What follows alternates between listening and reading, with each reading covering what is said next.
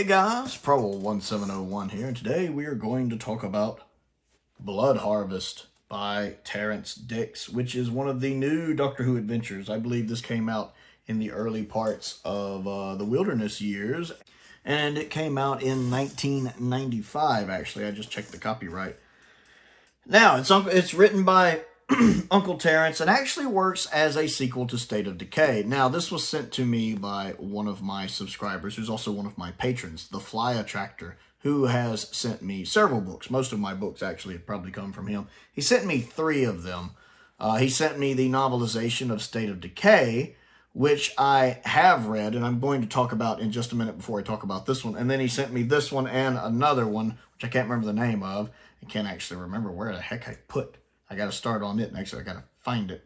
But this definitely serves as a sequel to State of Decay, which of course was also written by Uncle Terrence. Now, the novelization of State of Decay doesn't deviate much from the TV version to me. It's, you know, some of the novelizations are vastly different from the TV versions, like, say, The Massacre, and in some ways, The Mythmakers. But State of Decay is one of those where it's basically just a novelization of the story. It's not a lot of difference. It's mostly the same. The only thing that really stuck out to me was kind of the dynamic between the 3 vampires feels different. You really feel like Alcon is kind of the most power of the 3, and that between Camilla and Zargo, Camilla is the stronger of the 2, that she's the more dominant of the 2, where I never quite picked that up but in the TV show. They kind of stood more as equals to me, Zargo and Camilla, that there wasn't, you know, they were kind of equal. And Archon, I never quite could figure out where he led. Like, maybe he was right under them since he wasn't the actual king or queen, that he was kind of their counselor or whatever. I forget what they called him. Even though he had more of the magical powers and could commune with the Great One more, I always felt that he might have been the weakest of the 3, but it was hard to say, that they were just kind of even. Whereas in the novelization, I feel Alcon is definitely the most power of the 3. He's kind of the, I don't want to say the lead one, but he's the one with the closest connection with the Great One. In between Zargo and Camilla, Camilla is the more dominant and the more dangerous of the 2. So I did like the fact that that dynamic between them felt a bit different in the novelization than the TV version, which I thought was neat. I did enjoy that. And it was a good read. I did very much enjoy reading State of Decay. I love State of Decay. It's a fantastic story. The masterpiece of season 18, in my opinion. Uncle Terrence delivers. So I did enjoy that. And then I got into this, which is vastly different. Like so much of the 90s stories, they have such a different feel to them. The more I read of the 90s stories, the more I start to realize I don't think I'm a huge fan of a lot of the 90s stories. They just feel different. Like I read Face of the Enemy, which is a Doctor Who story that doesn't have the Doctor in it much. And it wasn't a bad story. And it actually kind of served as a sequel to a classic Who story as well, in a way, although it takes a while to kind of get you to realize that. But it had a very non-Doctor Who feel to it. It felt like a novelization that's a Doctor Who spinoff, because the Doctor's barely in it. It deals more with Unit and the Master, and Ian and Barbara, actually. It has a very different feel to it. It's like Doctor Who made for adults. That's the thing about a lot of the 90s stories. It feels like Doctor Who grew up, and that is very R-rated. It doesn't hold back. People getting brutally shot through the skulls and stuff. There's another one that I attempted to read, and I didn't make it, called First Frontier as well. It has a very different feel. This book is god-awful. It's god-awful. I couldn't finish it. I attempted to read it, but it's terrible. I think I got all the way up to the part where the Doctor found some people who had been abducted by aliens and anal probed, and while they were probed, anal probed, I just call it that. I think I got a little past that, but my God, it's dreadful.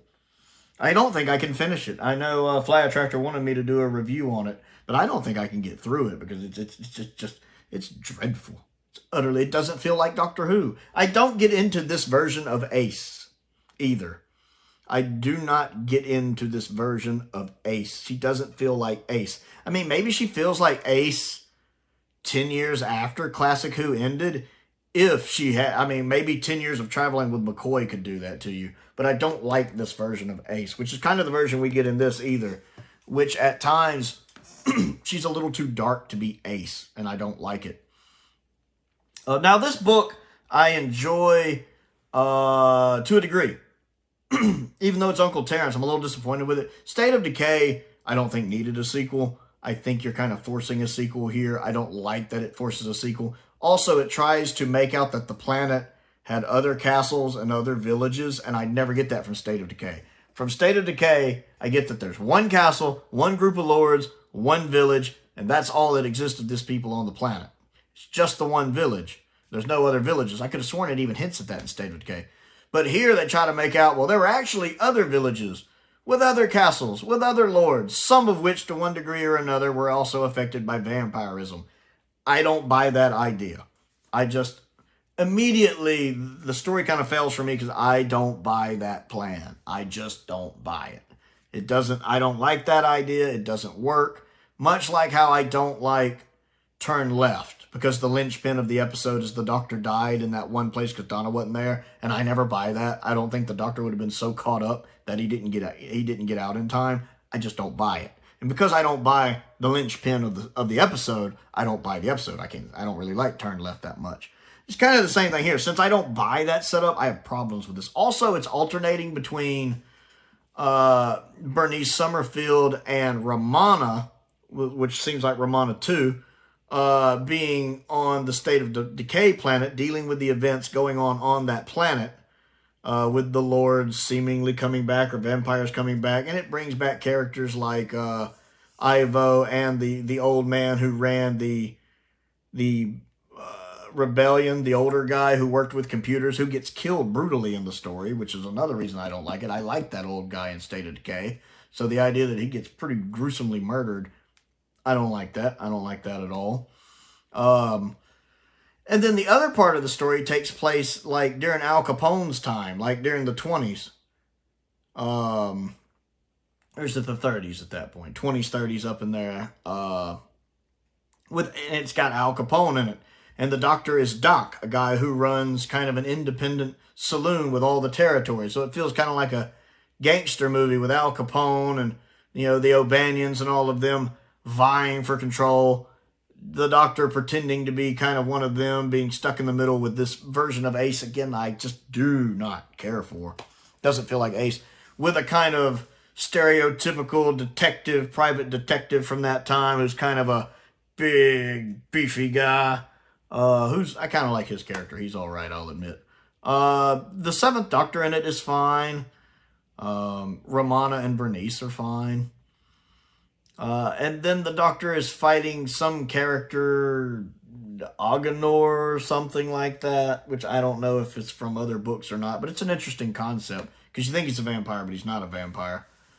The interesting thing is, it keeps flipping back and forth between these two periods, and each time in the story, right when I'm really engrossed with what's going on in one period, it puts me to another period, and I kept getting annoyed by that. And I understand stories do that. My favorite book series of all time, The Wheel of Time, I love The Wheel of Time, is constantly jumping between different areas and different characters. I get that, but for some reason in this book, I found it annoying. Because right when I would get engrossed in what was happening in one part, it would jump to the other part. So I guess that means both parts were doing a good job of getting me engrossed in it, getting me caught up in it, getting me wanted to read what happens next in it. But then I would get put back to the other part, and I would be annoyed all over again. There's a lot of me being annoyed in this.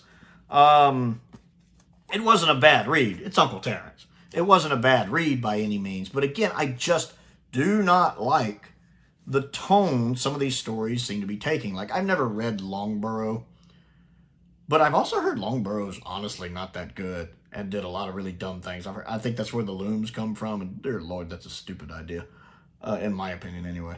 I've never read it, but I'm going to be honest. I've heard it's not that good. It's like they wanted to take Doctor Who, especially in like the early to mid 90s, in this really odd direction. Like they really tried to grow it up. I guess because all the people who grew up with Doctor Who were adults now. And, you know, they got handed the keys to the car, so to speak. And they wanted to take it down this more darker path, which, you know, Doctor Who had gone down some darker paths. Season 21, Season 22, and even the Doctor himself got darker in Season 25 and 26. Maybe they thought that was a natural progression of his Doctor.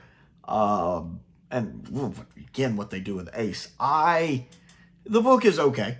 It's fine. It does a lot of things I don't like. It's still an enjoyable read. Will I ever read it again? I don't think I ever need to read it again. It wasn't a bad read as I was reading it, but it's certainly not... Oh, God, this is dreadful. This is dreadful. Face of the Enemy was a nice read. I enjoyed it, even if I didn't agree with some of the stuff it was doing. And I still need to read Human Nature. I have the novelization of Human Nature. I need to read that sometime and see if I like it as much as I do the TV version, because I love the Series 3 TV version. I hope not all of the Modern Who books from this era are like these are, because they... I don't know. I got to find out what I did with the third one. He sent me a third one. I need to read that. I just can't remember where I put it. I thought I had it right there. I got to track it down. But that's kind of my thoughts on Blood Harvest by Terrence Dicks and the novelization of State of Decay and First Frontier. I want to know if you've read these novels and what you think of them. Comment down below and let me know. I do appreciate the Flyattractor sending these, because he did send me this one as well. I do appreciate him sending that. He sent a lot of fan mail. He's been a huge supporter of the channel. He's one of my patrons as well. So I really appreciate everything he's done for the channel over the years.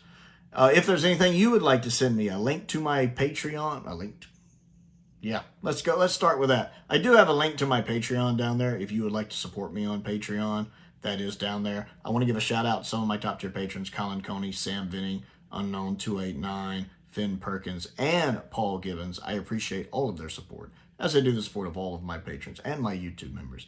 If there's anything you would like to send me to look at and review, my P.O. box is down there as well. Check that out. I also have a link to my Amazon wishlist down there, and a link to my Amazon UK wishlist is down there as well. Most importantly, thank you for watching.